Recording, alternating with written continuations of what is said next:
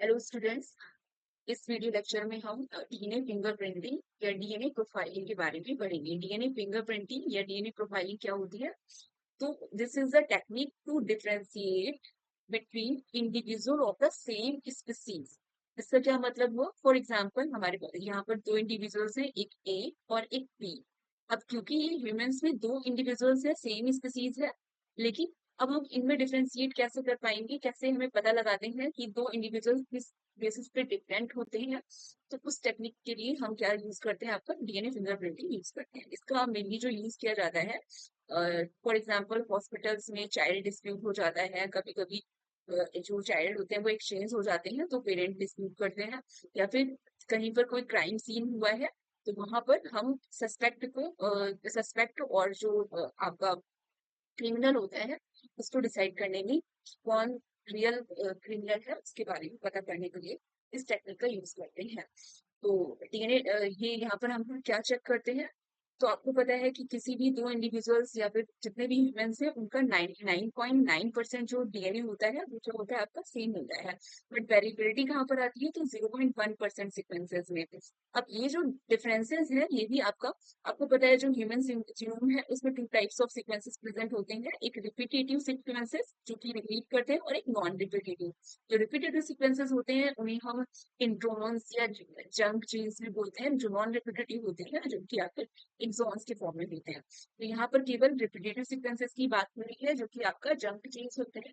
अब आपके जो रिपीटेटिव सीक्वेंसेस होते हैं वो दो कैटेगरीज के होते हैं। एक माइक्रोसैटेलाइट जो कि 2 to 13 बेस पेयर लॉन्ग होते हैं। यहाँ पर एग्जांपल दिया हुआ है, फॉर एग्जांपल सी ए मतलब दो न्यूक्लियोटाइड रिपीट्स का sequence 1 C C C A यहाँ पर रिपीट हो रहा है आपका 4 टाइम्स। ठीक है। इसी तरह से जो मिनी सेटेलाइट्स होते हैं इनकी लेंथ थोड़ी ज्यादा होती है, ये 9 to 16 64 बेस पेयर लॉन्ग हो सकते हैं। और जैसे for example A T G C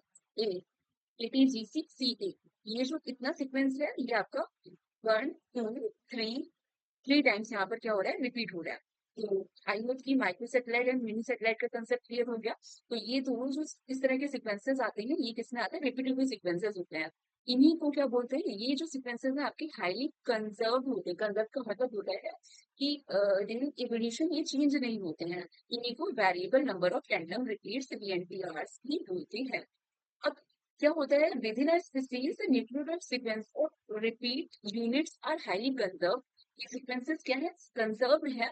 but variability कहाँ पर आती है? Differ in the number of repeats. That means कि ये सीक्वेंस सी ए अगर किसी पर्टिकुलर इंडिविजुअल में 6 नंबर के क्रोमोसोम के ये सीक्वेंस प्रेजेंट है तो दैट मीन्स दूसरे इंडिविजुअल में 6 नंबर के क्रोमोसोम पर सेम सीक्वेंस प्रेजेंट होगा। बट हो सकता है कि एक इंडिविजुअल में ये जो सीक्वेंस रिपीट है वो आपका 4 बार हुआ हो और दूसरे में ये 10 बार हो सकता है रिपीट। तो they differ in the number of repeats not in the sequence change. There is no change in the sequence. ठीक है। तो यहाँ पर क्या हो गया? Within a species the nucleotide sequence of repeat units are highly conserve. ये sequence conserve होते हैं but they differ in the number of repeats. तो इसके साथ में क्या होता है यहाँ पर?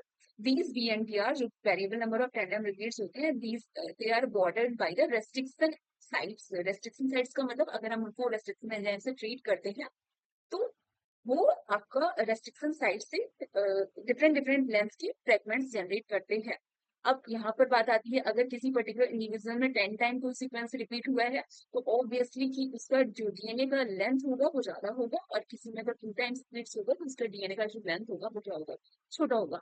इसके बाद में हम क्या करते हैं? इसका जेल इलेक्ट्रोफोरेसिस रन करवाते हैं और इन्हीं सीक्वेंस का पैटर्न मैच करते हैं। तो यहाँ पर यही लिखा हुआ है, these VNTR are bordered by the restriction site and alleles of VNTR differ in size or segment cut by restriction enzyme giving unique restriction fragment length polymorphism। अभी इसको हम पूरा एक्सप्लेन करेंगे।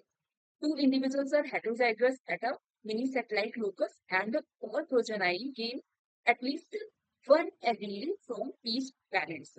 इसका मतलब क्या हुआ? तो यहाँ पर ये पूरा डिमॉन्स्ट्रेट है कि फॉर एग्जाम्पल हमारा यहाँ पर parent A and parent B यहाँ पर दो है। अब क्योंकि पेरेंट ए में एलेली कॉम्बिनेशन डिफर होगा, फॉर एग्जाम्पल कि पहला वाला जो उनका एक क्रोमोसोम है उसमें 8 टाइम्स कोई भी सीक्वेंस रिपीट हो रहा है और दूसरे वाले में आपका 2 टाइम्स रिपीट हो रहा है। इसी तरह से जो आपका पेरेंट बी है उसमें कोई सीक्वेंस 3 टाइम रिपीट हो रहा है, और आपका जो दूसरा एलील है उसमें 6 टाइम कोई सीक्वेंस आपको रिपीट हो रहा है। अब हम क्या करेंगे, इसका all possible progeny having the allele combinations, जितने भी पॉसिबल कॉम्बिनेशन है उन सबको हमने ड्रॉ कर लिया। तो क्या क्या कॉम्बिनेशन पॉसिबल हो सकते हैं, एक में 8 रिपीट्स एंड 3, 8 3 का कॉम्बिनेशन, या फिर 8 एंड 6 का कॉम्बिनेशन। यहाँ पर ये 8 एंड 3 का कॉम्बिनेशन बन सकता है, और 8 और 6 का कॉम्बिनेशन हो सकता है। इसी तरह से 2 एंड 3 का कॉम्बिनेशन जो कि यहाँ पर बना हुआ है आपका, और 2 एंड आपका 6 का कॉम्बिनेशन हो सकता है। तो जब हम इसका जेल इलेक्ट्रोफोरेसिस करवाते हैं तो हमें कुछ इस तरह से बैंड मिलते हैं। अब इस पूरी प्रोसेस को हम कैसे करते हैं तो उसके बारे में यहाँ पर है। सबसे पहले हम क्या करेंगे, जो भी हमारा फॉर एग्जाम्पल अगर कहीं पर क्राइम सीन हुआ है तो वहां से हम क्या करेंगे, सैंपल का कलेक्शन करेंगे। Sample for example blood stain हो गया, या हेयर फॉलिकल हो गया, या बोन हो गया, इन सबसे हम क्या करते हैं, सैंपल लेते हैं और इससे आपका डीएनए एक्सट्रैक्ट करते हैं। अच्छा, डीएनए एक्सट्रैक्ट करने के बाद में अगर किसी भी क्राइम सीन में हमारे पास में इतना अमाउंट ऑफ डीएनए नहीं होता तो उसके बाद में जो एक स्टेप होता है वो आपका पीसीआर होता है। पीसीआर का मतलब कि आपकी multiple copies of the DNA sample का हम बनाकर रख लेते हैं। उसके बाद में हम क्या करते हैं, रेस्ट्रिक्शन एंजाइम से इसको ट्रीट करते हैं। रेस्ट्रिक्शन एंजाइम से ट्रीट करने के बाद में क्या होगा, यहाँ पे डिफरेंट डिफरेंट लेंथ के क्या सेगमेंट्स मिलते हैं। अब जब इस सेगमेंट्स को हम जेल इलेक्ट्रोफोरेसिस में रन करवाते हैं उसके बाद में हम क्या करते हैं, बैंड्स को मैच करते हैं। फॉर एग्जांपल कोई क्राइम सीन हुआ है, वहां पर जो हमें ब्लड मिला था या फिर जो हेयर फॉलिकल से जो हमें डीएनए सैंपल के बैंड्स मिले थे वो ये थे, और वहां पर आके सस्पेक्ट ए, बी और सी, 3 सस्पेक्ट थे। तो हमने क्या किया, इनका डीएनए का सैंपल लेकर इस तरह से रेसिस्टेंस एंजाइम से ट्रीट करने के बाद भी उसमें जेल इलेक्ट्रोफोरेसिस में रन करवाया। तो तीनों का जब हम जेल इलेक्ट्रोफोरेसिस में रन करवाते हैं रेस्ट्रिक्शन फ्रेगमेंट लेंथ पॉलीमॉर्फिज्म के बेसिस पे, तो उसके बाद में जो हमारा रिजल्ट आता है एग्जैक्टली जो मैच कर रहा होगा, यहाँ पर आपका बी वाला जो ये वाला सीक्वेंस है ये यहाँ पर एग्जैक्ट मैच खा रहा है। इसका मतलब क्या हुआ कि हमारा जो सस्पेक्ट बी था वही क्या है, क्रिमिनल है। तो ये इस तरह से हम क्या करते हैं, within a species within a species polymorphism को डिटेक्ट करते हैं। विदिन अ स्पीसीज पॉलीमॉर्फिज्म को डिटेक्ट किया जाता है। तो ये एक केस हो गया जहां पर हम क्राइम सीन में किसी भी सस्पेक्ट को डिटेक्ट कर रहे हैं। और उसके बाद में हॉस्पिटल्स में चाइल्ड डिस्प्यूट फॉर एग्जांपल अगर पेरेंट्स के बीच में कॉन्फ्लिक्ट हो जाता है कि कोई भी ऑफिस में किसका है, तो उसके लिए हम इस तरह के पॉसिबल कॉम्बिनेशन से ड्रॉ करते हैं। क्योंकि आपको पता है कि एलियंस की कॉम्बिनेशन जो और द पॉसिबल कॉम्बिनेशन में से जो कॉम्बिनेशन पेरेंट्स से मैच मिलता हुआ होता है उसका उसी के बेसिस पे हम रिजल्ट को इंटरप्रेट करते हैं। तो I hope all the techniques are clear. Thank you.